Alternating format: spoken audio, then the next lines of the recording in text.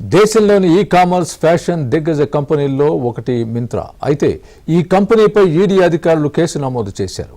విదేశీ పెట్టుబడి నిబంధనలకు సంబంధించి మింత్రాతో పాటు అనుబంధ కంపెనీలు, డైరెక్టర్లపై దర్యాప్తులో భాగంగా కేసు రిజిస్టర్ చేసింది ఈడీ.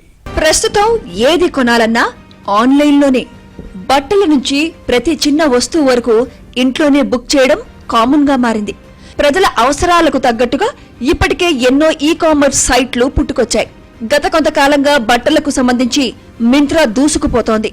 ఈ క్రమంలో మింత్రాపై ఈడీ కేసు నమోదు చేయడం చర్చనీయాంశమవుతోంది. మింత్రా సంస్థ 1654 కోట్ల విలువైన విదేశీ పెట్టుబడులు రూల్స్ వయలేట్ చేసినట్లు ఈడీ ఆరోపించింది.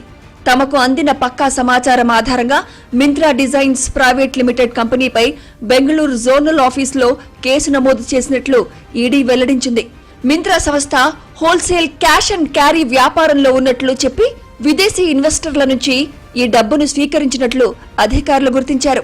మింత్రా ఎక్కువగా తన ఉత్పత్తులను విక్టర్ ఈ-కామర్స్ ప్రైవేట్ లిమిటెడ్ అనే సంస్థకు అమ్మగా విక్టర్ వాటిని రీటైలింగ్ చేసింది. అయితే ఇక్కడ అసలు ట్విస్ట్ వెలుగు చూసింది. విక్టర్ సంస్థ, మింత్రా సంస్థలు ఒకే గ్రూప్ కంపెనీలు.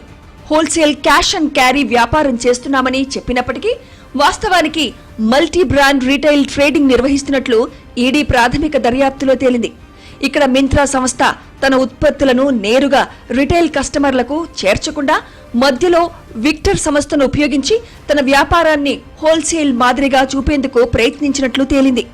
100% తన ఉత్పత్తులను మింత్రా వెక్టర్ సంస్థకే విక్రయించినప్పటికీ రెండు సంస్థల యాజమాన్యం ఒకటే కావడంతో అది ఫెమా చట్టాల ఉల్లంఘనగా మారిందని ఈడీ చెబుతోంది.